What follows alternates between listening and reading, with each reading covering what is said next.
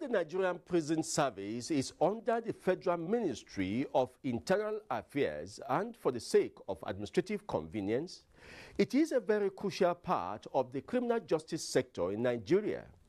That is the arm that takes custody of whatever starts through investigation, that is the police, and then to the courts for prosecution. We have therefore decided on this scale to look at this arm of the justice system in Nigeria and how it is helping to assist in the administration of criminal justice. Welcome to the program. I am Femi Okeowo.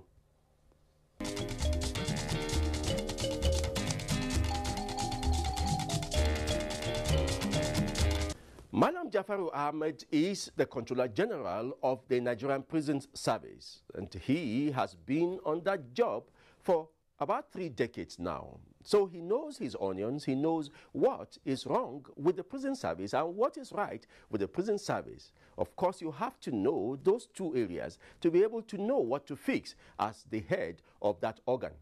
We have decided to talk to him and see how the prisons is complementing other arms of the justice sector, which is always our focus on the scale. Join us as we talk to Madam Jafar Ahmed, Controller General of the Nigerian Prisons, on the role of the Nigerian prisons in the criminal justice sector of Nigeria.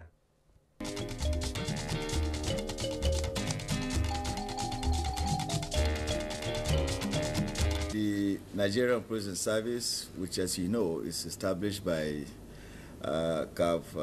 comes under CAP 29, Laws of the Federation of Nigeria 2004, has been given the following mandate. 1, to take secure custody of all those who are legally interned, to produce prisoners to and when due to the courts, identify the reasons for their antisocial behavior, those prisoners that are interned, and set in motion mechanisms for reformation, rehabilitation, and subsequent integration, and then also establish farm centers for the training of inmates and thereby generating revenue for government. Now, out of this, the service is the third arm of the criminal justice system, but unfortunately, it is a service that is at the receiving end. Out of all the other members of the family, the police, the judiciary, and perhaps the Minister of Justice, because whatever harvest that is there, it ends up in the prisons. And therefore, one of our greatest challenges as a service is the issue of overcrowding. You already, even in the very first mandate, we find that there is a challenge, particularly in Nigeria, those who are legally interned. And we find that a greater percentage of people you are having in your custody are not legally interned. What can you do about that? No, I cannot say that, because the law says every person that is admitted into the prison must be accompanied by a warrant that is issued by a court of competent jurisdiction. And so for every prisoner that you see in prison custody is accompanied by a warrant. He has a valid warrant that kept him there. Therefore, I will not say that there is no person. I will say there is no person in the prison today that is not accompanied by a warrant for a court of competent jurisdiction. The reason I ask that is that the interpretation of that first mandate could be that those who have been convicted. No. We also, you see, the prison, the warrants are two sets of warrants. You have warrants that are for those who are awaiting trial persons, that are kept in custody because they are still awaiting trial. And therefore, the law presumes that they are still innocent until they are proven guilty and pronounced guilty by the court of competent jurisdiction. And there are those that are also convicted by the court of competent jurisdiction for various terms of imprisonment. Some can even up to be condemned to death. Therefore, we have two sets of people in the prisons. But they are also legally there. They are also, all of them are legally in prisons because they are accompanied by a warrant. Okay. But now, everywhere in Nigeria, we talk about awaiting trials. That is a burden on your facilities. Do you have a role in this area? Well, I would say that the greater percentage well over 69% of the prisoner population that we have in Nigeria are awaiting trial persons. And these are people that the prison does not need, because the prison is not established in the first place to receive awaiting trial persons. It is established to receive convicted felons, therefore set mechanisms for their reformation, rehabilitation, and subsequent reintegration, because these are people that have accepted in the first place. Court has pronounced that they have been found guilty, and they have been sentenced to various terms of imprisonment, and therefore we set up regimes to bring them, turn them around, and then send them back to the society as usable members of the society. This set, another set of people are there kept perpetually without doing anything, and they still feel they are innocent. And the law says they are innocent. And therefore, we continue to keep them. And at the end of the day, some of them, after spending 10, 11 years, end up being discharged and acquitted from the courts. And therefore, you see that there's another problem of injustice has set in. Yes. This would bring us to the facilities, your facilities. You have just enumerated what you have to do with the convicted persons. It's like you don't have to do anything about their awaiting trial. Yeah, we don't have. Let me start by saying that our prisons are over 100 years old, some of them, or most of them. And the infrastructure is nothing to write home about. They are dilapidated, and they cannot therefore be said to have a secure and humane custody. However, on our part, this administration, that the current administration under President Muhammadu Buhari in 2016 provided a lot of capital in our 2016 budget, well over 14 billion for intervention, rehabilitation of prisons and barracks nationwide, and also for completion of ongoing new prison projects that were started very long time ago. And therefore, what we have in 2016, which we carried in 2017, was a massive intervention to change the environment under which we secure both the convicted and the unconvicted persons that we have in custody. And generally speaking, I will say that with all sense of responsibility, that the environment in the prisons has started to change. It is now more good, the infrastructures are looking more modern, and therefore the housing of the inmates is becoming more and more reasonable and habitable to some extent. And the classification of inmates is now also becoming more and more, because mark you that some of these prisons were established when the population of the respective towns that we have in Nigeria was just very, very small. And therefore, some of them are just 100 capacity, 200, but are housing. Let me cite you one example of Warri Prison, which has a capacity of just 308, but it's locking over 1,600 inmates. So you could imagine the population of Warri, yes, when Warri Prison was established in 1918, and when it is now, what the Warri population is with the oil boom and all the oil companies that are there and doing business and various other related businesses that they are doing. The population has changed, but the facility has not changed. And therefore, there may not be any space for us in Warri Prison to increase cells in order to accommodate some of them. And therefore, we need to move out to some of these facilities, to move them out to a more spacious places where we can accommodate a large number of inmates within those. So you can see overall, the prison is attempting to change its outlook generally to provide secure and humane custody, and by extension to ensure that reformation, rehabilitation, and subsequent reintegration back to the society happens. Walk through any major town in Nigeria that has a prison, and you see that the prisons, most prisons, are now right in town of the town. When they were established, they were in the back door of the town. The township has caught up with them now, and it endangers the security of the prisons, surrounded by the whole village. What is the prison service doing as a capital intensive measure to resituate, relocate our prisons in Nigeria, at least the key ones? I'm happy that you raised this issue because the prisons, most of the prisons, like I said, are 100 years old. They've been urbanized. Some of them from the perimeter wall of the prison to the next house, it may not be more than 5-6 meters from them, and therefore it cannot be said to be a secure environment because of the nature of the Nigerian state today. So what we started in 2016 was to see how we can complete our ongoing new prison projects, which are also spread across the country. And we also, under this current Minister of Interior, Lieutenant General Abdurrahman Bello Dambazau, CFR, PhD, was to also enter into negotiation with some state governments to see the possibility of those state governments relocating some of these prisons to a more secure location, and so that they can take over those facilities. And I'm happy to say that some of the state governments have started to respond. We have entered into MOU with the Akwa Ibom state government. My minister signed it in Uyo, sometimes last year, to relocate Uyo prison from its present location to a location on the outskirts of Uyo, which provides a more secure and serene environment for us to conduct our work without any hindrance.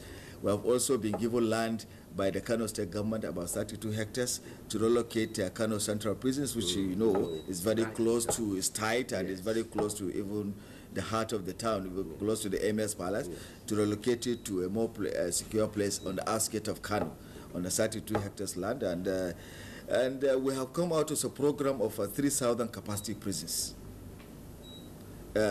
one in each of the 6 geopolitical zones. And we have captured that of Kano, which will start on that 32 hectares that was graciously granted to us. So I call on all willing state governors or state governments that are willing to relocate some of these prisons to take off our facilities, that we are ready to enter into an MOU so that we will now be in a more secure place, that we can conduct our business without any threat. You relate with other law enforcement agencies, particularly the police and the courts. Let me ask you a personal opinion, being someone who is really at the heat of it. Do you think Nigeria is under prison, going by the level of crime and the level of the justice, the way the justice system turns out people who are supposed to be incarcerated? Let me say there are so many Nigerians that are supposed to be in prison that are walking free, and there are so many Nigerians that are in prison that are supposed to be out. Okay. That is the fact. Going by the interviews and every other things, I'm going by the experience. My well over 30 years experience in the prison service, I have seen many that have come that from your interview with them, you seem to believe that they are innocent. And stemming from that belief, the court has vindicated us. They are usually set free. Yes. I have seen so many Nigerians that have also come to prison, that so many chief judges of the states have visited for jail delivery, and I found them setting them free out of that. And therefore, I will say that overall, that Nigeria is under prison. If you compare it to other, I don't want to mention a specific African country, but we have a specific African country that has just about a population of 70 million, but they have well over 200,000 prisoners. But Nigeria, with a population well over 180 million, is just having 70,000 prisoners. That shows you that we're under prison. There are so many Nigerians that are supposed to be in prison that are walking free, and there are so many that are in prison that are also supposed to be free, walking free. When we started this program, we talked about the Nigerian Prison Service being a key member of the justice sector chain. And one area where the prisons have always been blamed is in bringing inmates to court duly. Let's take an example. There are close to 50 courts in Abuja here. Do you have up to 50 vehicles to attend to each of these courts whenever they have criminal trials of your inmates? We have over 97 courts in the FCT. Okay. That the Kuje prison attends to. Okay. And Kuje prison used to have only 2 vehicles until this administration of Mr. President Muhammadu Buhari came in. that we were able last year to purchase well over 217 operational vehicles. For the country? For the country entirely. Yeah. But that is not enough. Okay. But that at least we are somewhere. Yes. We have started attempting to do that, and in 2017 we intend to continue, and up to 2018 to see that we provide the necessary logistics for these prisoners to do that. But let me tell you, we service over 5,000 courts across the country on a daily basis. Yes. And therefore, we need logistics. We need support for both private and public individuals, governments across the nations. And I will want to also seize this opportunity to call on the state governors to realize that most of these prisoners that are in prisons in their respective states, over 85% are their indigenous. Yes. And therefore we need support. We need support so that whenever they give any security agency any logistic support, they should remember that the prison is there, because whatever these arresting and prosecution agencies does, their harvest ends up in prison. Yeah. And therefore their efficiency also, it translates into arrest. Yes. And from arrest, it also ends into taken to court. And from that, they will end up in prisons. And therefore there is a need for that much support.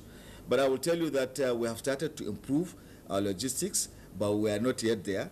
We need support, and we need more of support from state governments and the federal government as well, and also other spirited individuals that may come to our aid. How then do you cope if inmates are supposed to appear in court and you have, let's say, 50 of your inmates must be in court on a particular Monday, and you have only 2 vehicles? What do you do to the ones who cannot be conveyed? What? They miss court. No. I would say that, you see, just like any other agency of the criminal justice system, each one of us has its challenges. Yeah. And therefore the prison's challenge are many. Logistics is one of them. Infrastructural decay is one of them. Lack of tools for reformation and rehabilitation of inmates is there. I can go on and on every challenge of the other parts of the criminal justice system, but I want them to mention their challenges. They know each and one of us as a family know its challenge, and we need to address these challenges if we holistically want to give people access to justice, want to also speedy trial of justice to be given to all.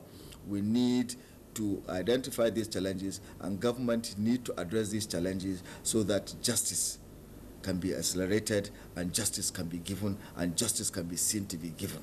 Let's look at another core mandate of yours, reformation. How are you faring in that area?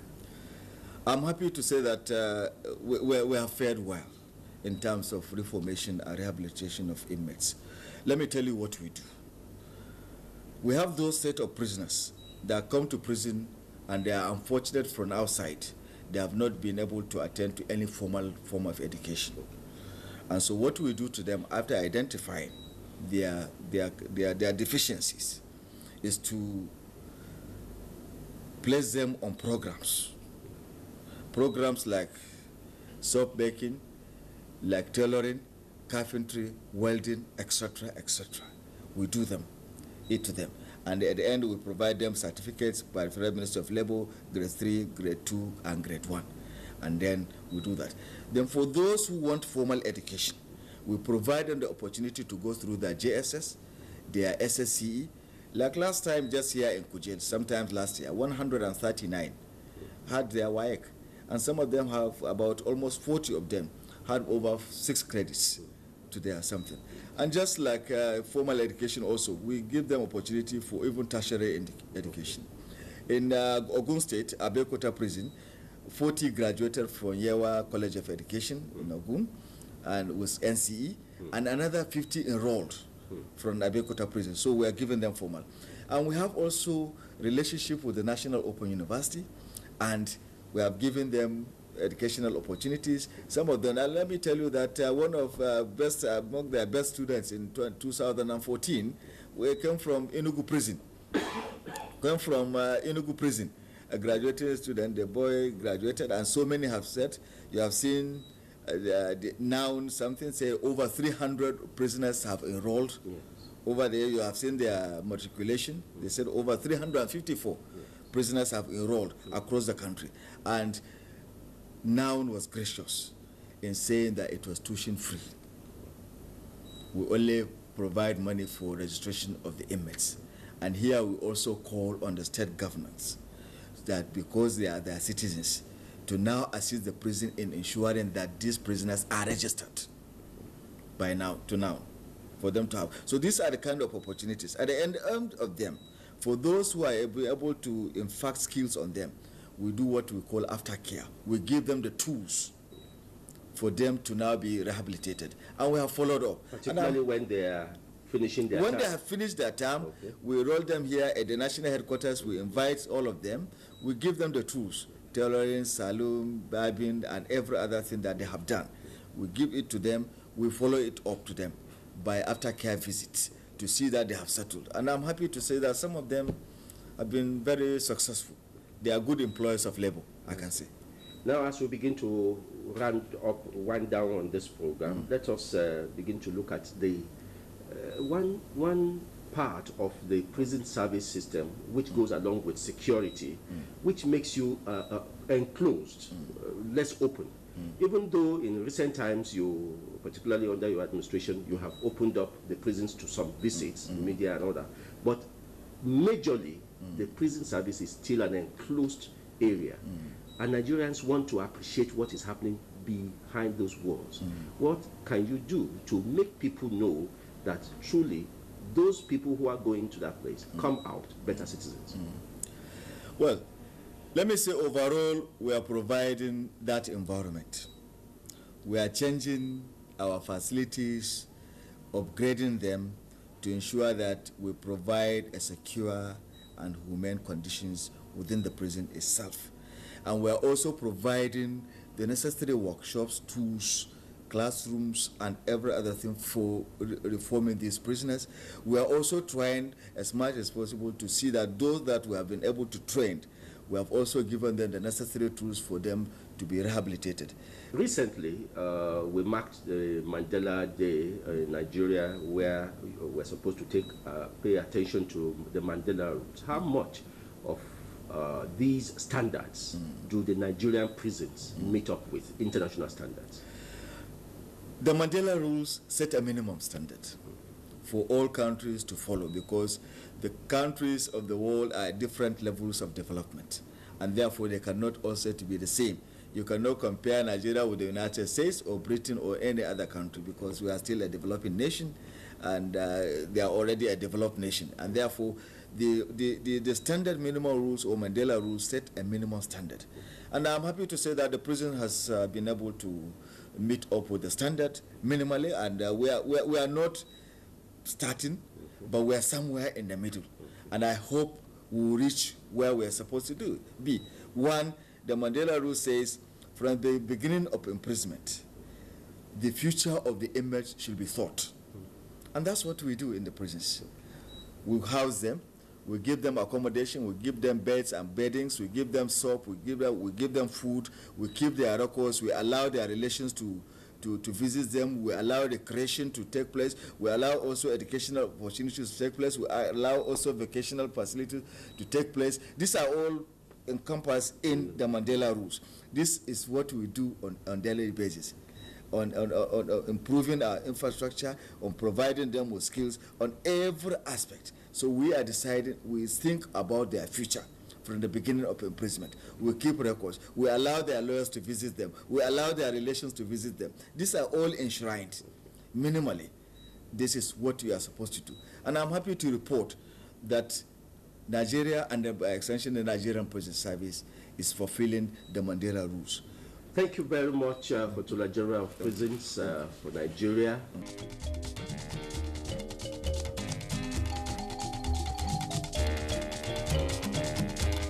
No doubt all efforts have been made to ensure that all arms of the criminal justice sector are up and doing, and the one we have focused on today is the prisons service. You now see how crucial that arm is to justice dispensation, even though people say it is the last in the line of organizations that are to aid administration of criminal justice.